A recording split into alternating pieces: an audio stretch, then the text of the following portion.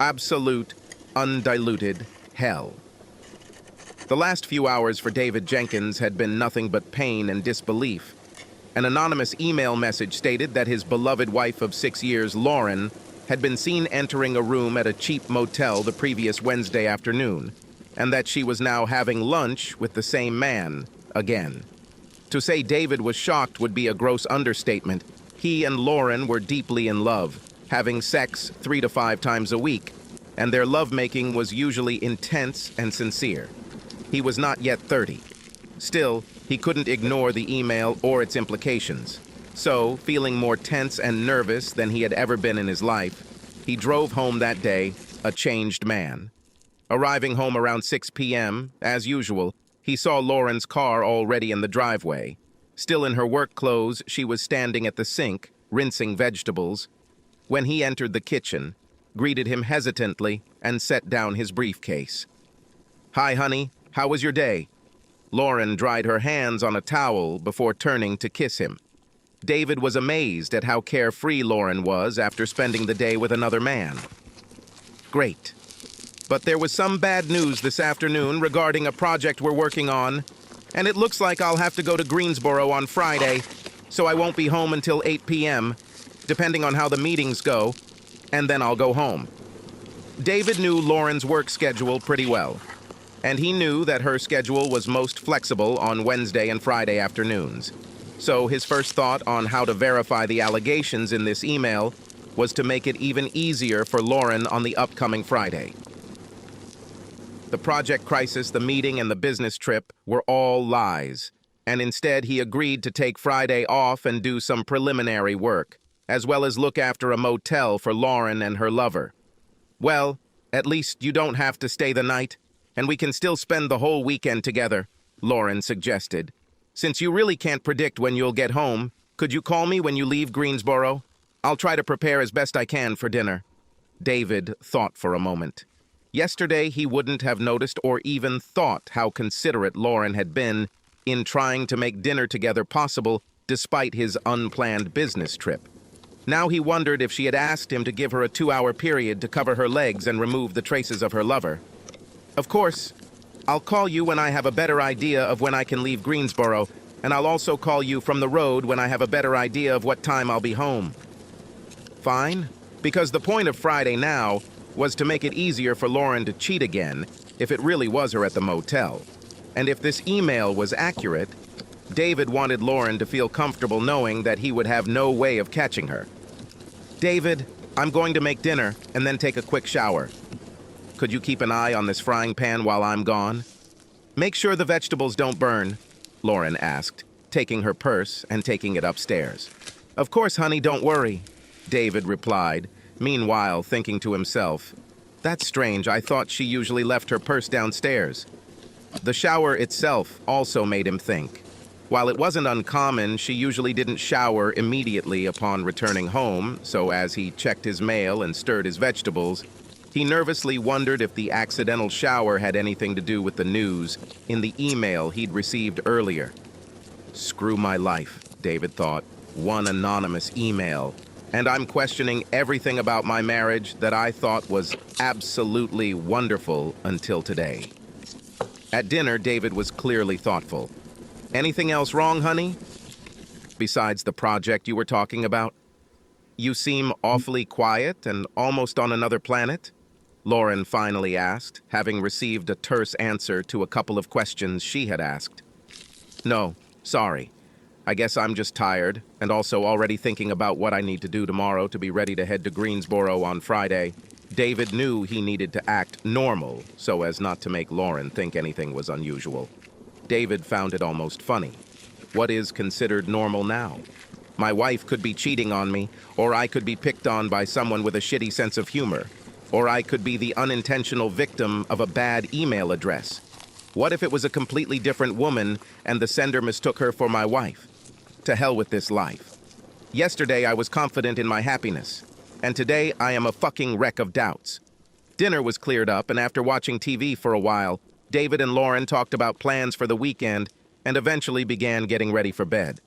David had already said that he was going to bed early because he had to go to work early to prepare for the trip. David's stomach knotted at the thought of what he would do if Lauren made any moves about sex tonight. He thought about Wednesday nights and whether there had been a pattern to their sex lately, and realized with horror that his recollection was that it was about 50-50. Connecting it with her shower after work, he felt in the dark, trying to pinch the tail of a two-faced donkey. Lauren got into bed first, and when David joined her, she quickly snuggled up behind him, hugged him tightly, and reached up to scratch his chest with her nails. "Can I take you away from work for 30 minutes, my love?" Lauren suggested playfully. Crap, David thought. How much more can I take before I lose control? He patiently stuck to plan A and said, "As much as I would like it, my dear, I won't be of much use to you today or tomorrow. I'm just too distracted by this project hanging over me." As he said this, he again couldn't believe how much his life had changed in the 60 seconds it took to read and understand that simple email he had received just 10 hours ago. "It's okay, honey, I understand. I just thought if you're up for it, I'd offer you some well-deserved stress relief."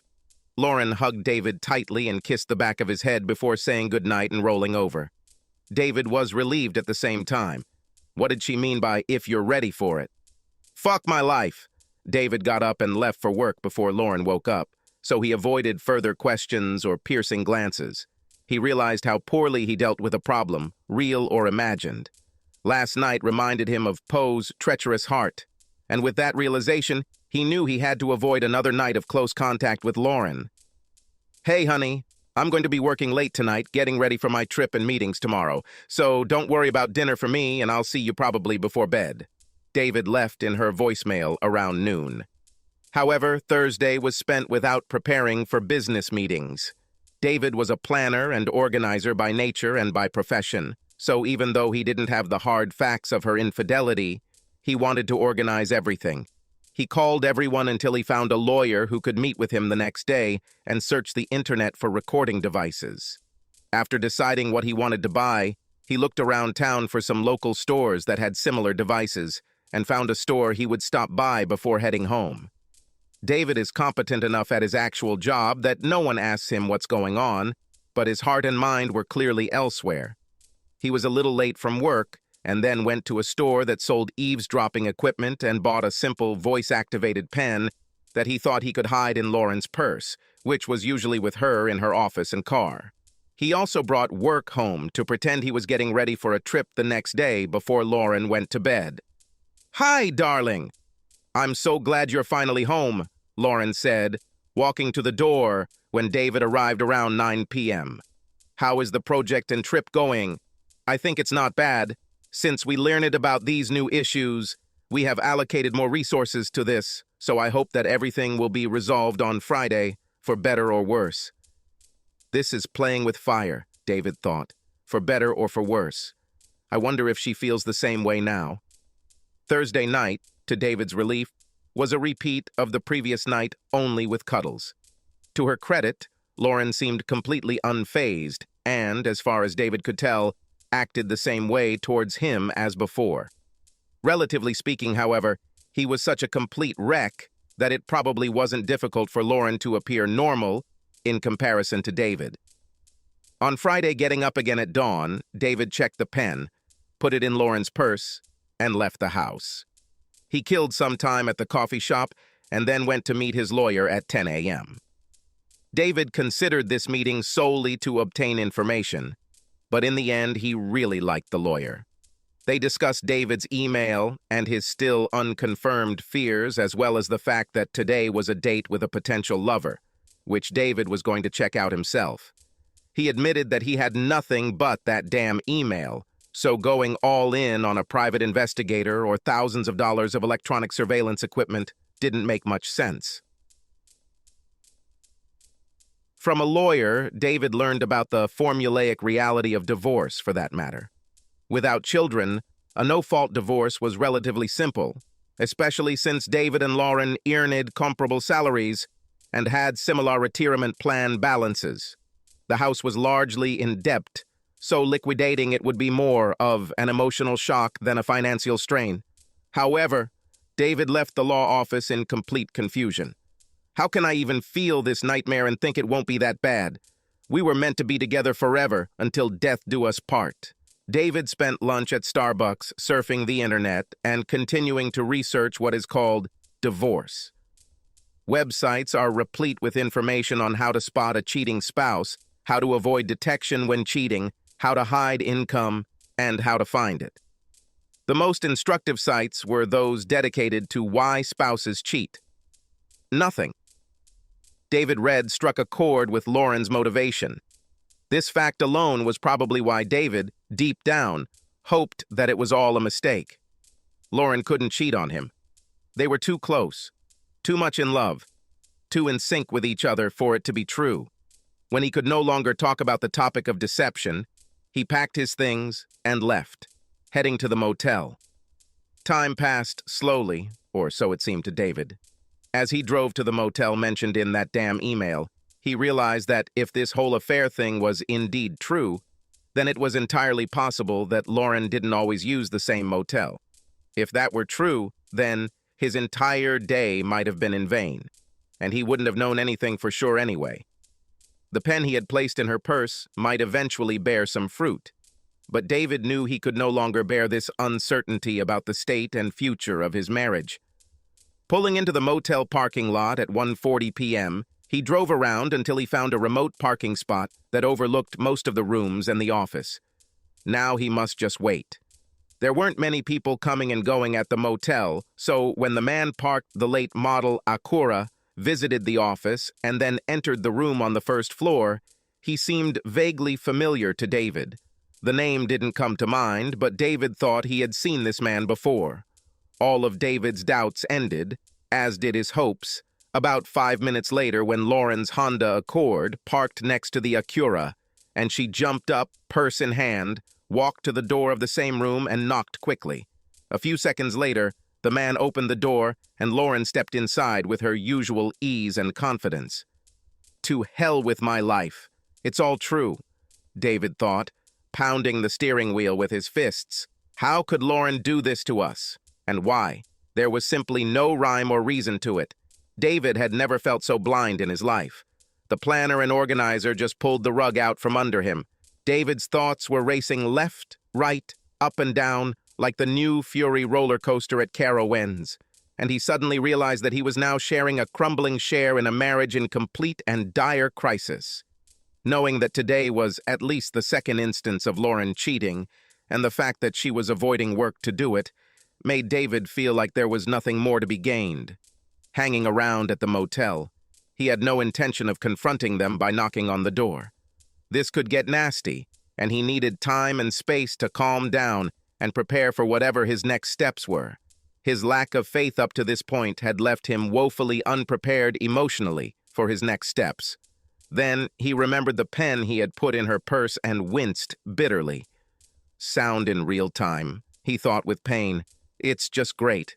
He had the presence of mind to take a few photos of the two cars parked side by side in front of their love nest, and he took a close-up of the man's car, which had a license plate, before slowly turning to the exit and returning to the road.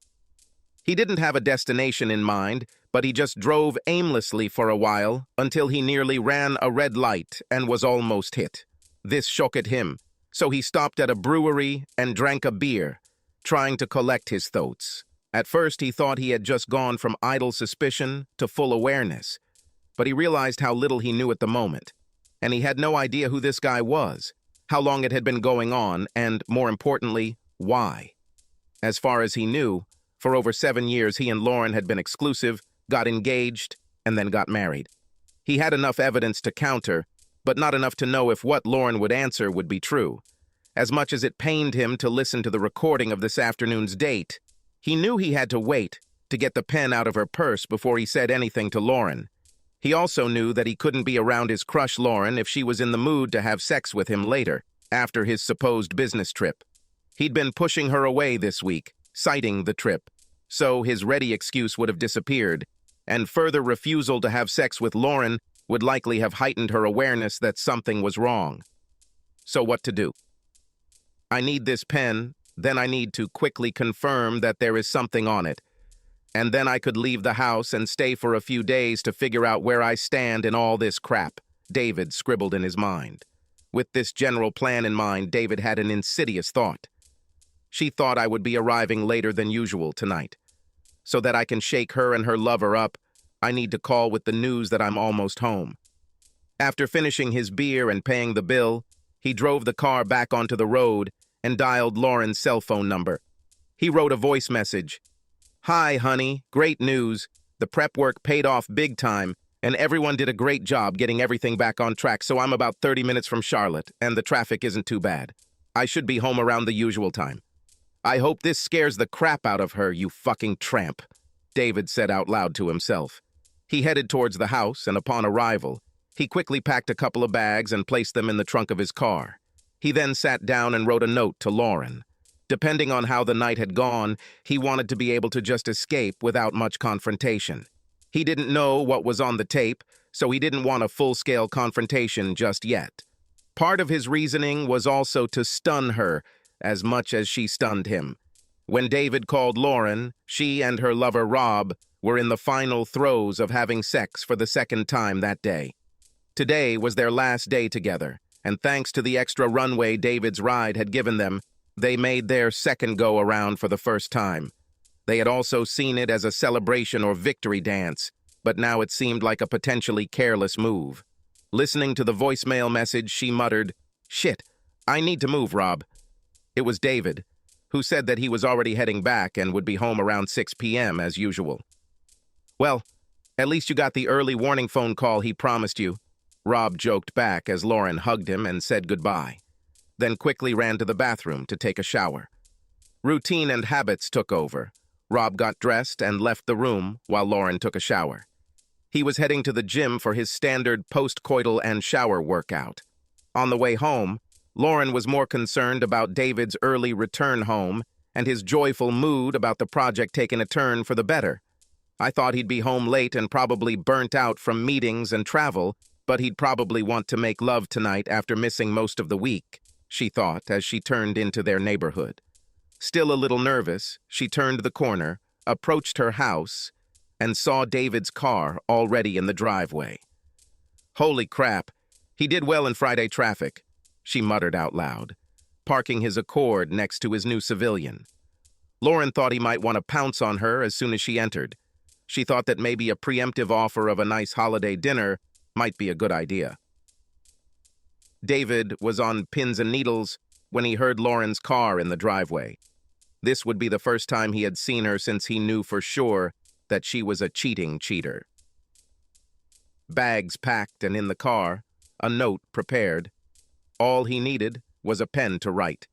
He sat in the living room so he could catch Lauren as soon as she arrived.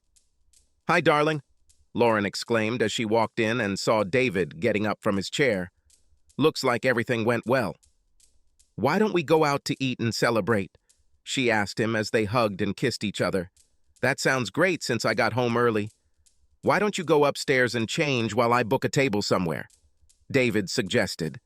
Lauren readily agreed and tossed her work bag and purse onto the table before walking up the stairs to the master bedroom. David waited until he heard the shower start, then went to her purse and pulled out a pen. He pressed rewind and then played, heard the lovers begin to talk, and quickly turned off the knob. "Well, that settles it all. It's time to get out of here." And David took out his note for Lauren and left it on the table next to her bags. Pausing in the doorway, David looked back at their house, sadly realizing that nothing would ever be the same between him and her. Lauren hurried to the shower. She suggested that he might be hungry after the trip and might also want to have sex later. Not seeing him in the living room, she headed to the kitchen and saw a note lying on the table. Taking it and starting to read, she gasped, "No, God, no, this can't be true. Lauren, I know about your lover and your affair. I couldn't believe it was true, but your afternoon date at the motel put all doubts to rest. You crushed my soul, and I am so sad and angry that I cannot be near you. I'll be gone for a night or two while I try to collect my thoughts, and then I'll call you to set up a time to talk. Don't try to contact me or find me. Trust me when I say I shouldn't see you until I'm ready. David." David left the house and went to the hotel. Once settled in his room, he ate dinner downstairs, ordered a double scotch on the rocks, and then reluctantly returned to the room to listen to the recording of Lauren's afternoon betrayal of their marriage vows. Sitting in a chair by the desk, he turned on the recorder and heard the following sound as soon as Lauren entered the room. Lauren. Hi, Rob. I can't believe we're already done with this, both in terms of meetings and in terms of time. I didn't think that we would so easily hold at least 5 meetings, and even within 30 days. Rob. Hi, Lauren. Yes, I thought it would take longer. We spent much more time planning and preparing than executing. I guess this is the result of good planning, yes? I believe. I have to say, I'm glad it's over. The stress of hiding our affair is getting to me, and I understand why long-term affairs usually lead to disastrous outcomes. Yes, it's the same here. I know my wife has no idea, but I can see how this could easily stop over time. You said David wouldn't be in town until late tonight, right? I was thinking that we could have a drink today to celebrate our success and finish with a bang, so to speak. Haha, that was pretty lame, Rob. I'm kind of in favor, but the rules are the rules, so we don't do anything new that wasn't on the list. Lauren and Rob undressed, and David heard kissing and soft moans coming from Lauren. David heard the bed creak. David listened to all 90 minutes of illicit sex between Lauren and Rob. 2 things struck him. First, the sex seemed normal, even ordinary, and David couldn't imagine why Lauren would risk her marriage for the same thing. Rob used condoms during intercourse, and nothing they did was outlandishly erotic. And secondly, none of them humiliated or defamed their spouses. David knew the affair was real. They had dated 5 times, but he still had no idea about the why behind it. Friday night was mostly sleepless for both David and Lauren. Eventually, David gave up and realized there was nothing more to gain from the recording. Deciding to take advantage of the weekend and freedom from work, he wrote to Lauren, "I'll come to your house at 11 a.m. to talk, if that's okay with you." Lauren grabbed her phone as she heard an incoming message ping. "Yes, please come home. I'm so sorry I hurt you." David didn't pay attention to Lauren's answer. Arriving shortly before 11 a.m., David trudged to the front door and rang the doorbell. Lauren opened the door. "David, you don't have to call your own house." "I didn't feel comfortable just going in," David replied. "Can we sit down at the kitchen table and discuss next steps?" Lauren was unhappy with David's business-like behavior and the way this discussion was unfolding. Sitting across the table from each other, time stood still for a moment before David cleared his throat and asked a question that shook Lauren to her core.